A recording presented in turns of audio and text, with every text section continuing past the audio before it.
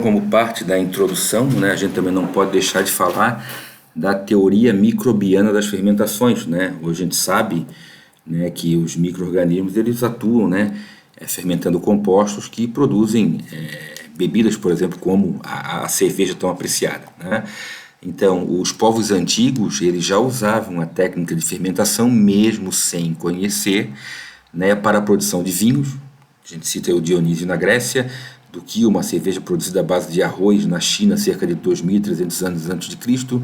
Tem o sake, que é uma bebida fermentada, ainda muito consumida, né, de origem japonesa, datada de cerca de 500 anos antes de Cristo, que é feita com base na fermentação de grãos de arroz moído. O molho de soja, né, o shoyu, que é feito através da fermentação de grãos de soja, através de fungos, por exemplo, do gênero Aspergillus, né, por isso aquela característica preta do molho de soja, do molho shoyu. Bebidas, né, produzidas a partir de leite fermentado eram apreciadas por povos de países balcânicos. Né, o kumis, uma bebida fermentada produzida a partir de leite de camelo, era, né, muito consumida por povos na Ásia Central. Então, o Pasteur, né, que ele é o responsável pela formulação da teoria microbiana das fermentações, lá em 1850 ele resolveu um problema da indústria francesa de vinhos e com isso ele acabou estabelecendo a primeira teoria microbiana da fermentação. O que o Pasteur fez? Pasteur pegou lotes bons e lotes ruins de vinho e analisou a população microbiana desses lotes bons e desses lotes ruins. E viu que, né, essa população ela variava do lote bom para o lote ruim.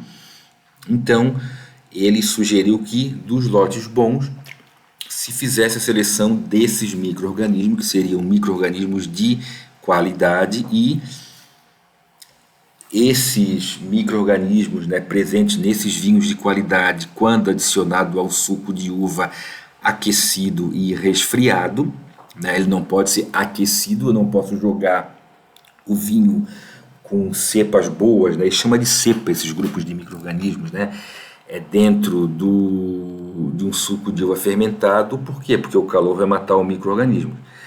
Né? Então, enfim, depois de resfriado, se eu misturasse, né, vinho de boa qualidade com suco de uva, né, também obviamente de boa qualidade, eu iria ter ao final um vinho, né, uma bebida de boa qualidade. Então, com isso ele acabou formulando a primeira teoria microbiana das fermentações e descobriu também que esses vinhos eles podiam ser conservados sem alteração do sabor através do aquecimento a 50 a 60 graus. Porque o que o calor a 50, 60 graus ele faz? Até essa temperatura, eu só elimino o micro-organismo ruim que possa estar presente naquele vinho. Né? Porque apesar de ter a maioria ser micro-organismos bons, eu também tenho alguns micro-organismos que vão acabar deteriorando o vinho. Então, o que com essa técnica que chama-se de pasteurização, que é submeter o produto a uma temperatura média, 50, 60 graus, por um determinado período de tempo, eu acabo por eliminar micro-organismos, principalmente patogênicos, que podem vir a causar doença ou, nesse caso, né, estragar o meu vinho. Então, isso faz com que eu fique com uma população maior de micro-organismo desejado, né, e eu consigo armazenar o meu vinho por um longo período sem alterar o sabor.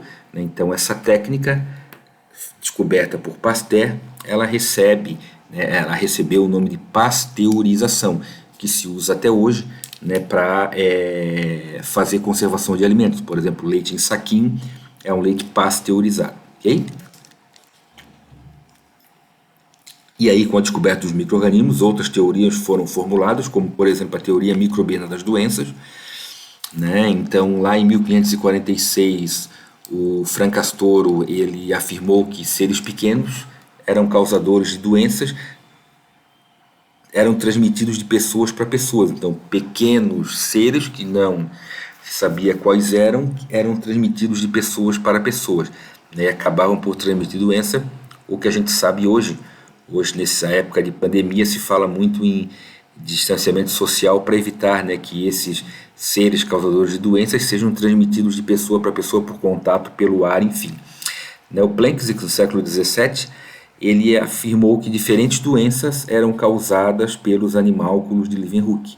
Então, aqueles animálculos que Leeuwenhoek identificou inicialmente eram responsáveis por causar uma série de doenças e que diferentes agentes eram responsáveis por diferentes doenças. Não existia um único agente, nem uma única doença. Existiam vários agentes que, cada agente, sozinho ou em combinação, poderia causar uma determinada doença. E o Pasteur, no século XIX, ao investigar uma doença que assolava o bicho da seda, ele comprovou que essas doenças eram causadas por um protozoário. Então ele sugeriu, né, a seleção de insetos saudáveis sem esses protozoários para evitar que essa doença fosse transmitida.